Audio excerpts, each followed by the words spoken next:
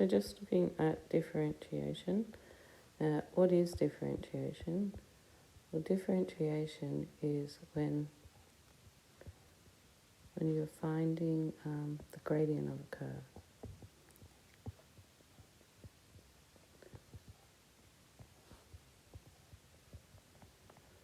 And really what it is the rate of change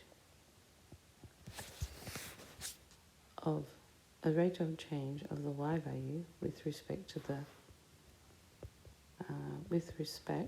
the x value. Like a change in y over a change in x, dy on dx. And that is actually just the gradient. Now the gradients that you looked at previously have been like straight lines. When we look at a straight line and we look at the rate of change of the y value with respect to x, we look at, like if we draw a triangle on it and say that was 1 and that was 2, it's like for every 2 you go across, it's going up 1. So we look at the rise on the run. So the gradient there would be the rise on the run. And this is a positive gradient and would be increasing. A negative gradient would be like this, going down that way, and that'd be 4 and say 3. So the gradient would be equal 4 over 3, but it would have to be negative, whereas this one would be 1 over 2, but it would be positive. This one here would be decreasing.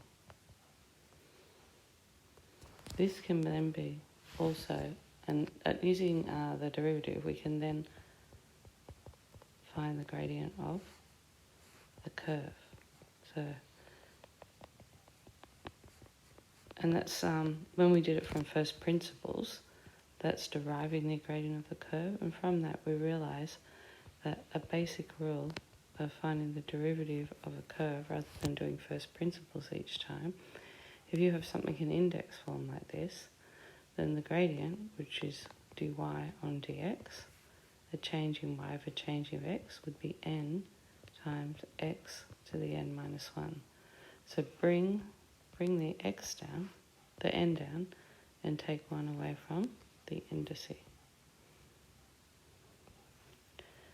Okay, so just a couple of things, just the symbols or term that we can actually use for the gradient, symbol of the gradient. We could do y dash, dy on dx, f dash x if you've got the f of x form, or you can also go d dx and then you can just have your function inside, like say something like that. So d dx of whatever the x function is, and the function is actually written inside. That's another way of writing it. We can also call it the first derivative. Okay, so it's so when you differentiate just one time, it's called the first derivative. So we're going to find the first derivative of just a couple of different functions. So say x cubed plus 4x. So to find the derivative of this, y dash would just be, bring the 3 down, so that's 3x. Take 1 away from the 3, so that's 2.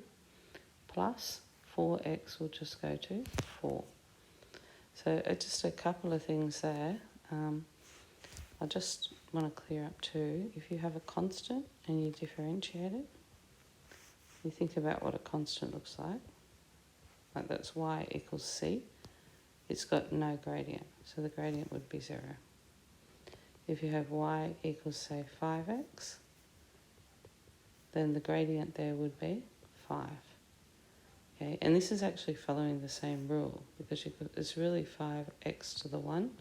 If the 1 comes down, you've got 5 times 1 x to the power of 1 minus 1, which is 0, which will be 5 times 1, because x to the 0 is 1, which will just be 5. Okay, so let's just put that into action. Let's just say if I said find the gradient of 5, then you go y dash equals 0. Find the gradient of 7x plus 2. And you just simply y dash just equals 7. find the gradient of y equals, say, 2x4 plus 3x squared minus 7x plus 1. Okay, so you just go y dash will equal, 4 comes down, so you get 2 times 4, take 1 away from the indices, so that's x cubed, minus 3 times 2x to the 1 minus 7, and then the 1 will just go to 0. So that's 8x cubed minus 6x minus 7. Okay. Now, if you have something like 5x squared minus 3x, and we'll put that all over 4 like that, it's a bit hard to find the gradient of that. So what you need to do is you just put it into, you split the denominator, so then it enables you to put it into index form. Because the only thing we know at the moment how to differentiate is anything in the form of x to the power of n. Okay, then you simplify this. So x squared goes into x4, x2 times, so the x2 is on the bottom. X goes into x4, x3 times, so it's 3 on x3.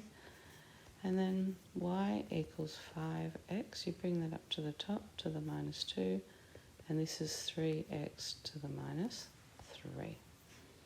Okay, so differentiate, bring the minus 2 down, so you get minus 10x minus 2 minus 1, minus 3 times minus 3x minus 3 minus 1. So y dash would be minus 10x to the minus 3. Minus 3 times minus 3 is plus 9, x to the minus 4. So I'm just going to get it into a good form where we make it a positive indices. So bring the 3 down, and then 9, bring the x to the minus 4 down. So you get x to the power of 4.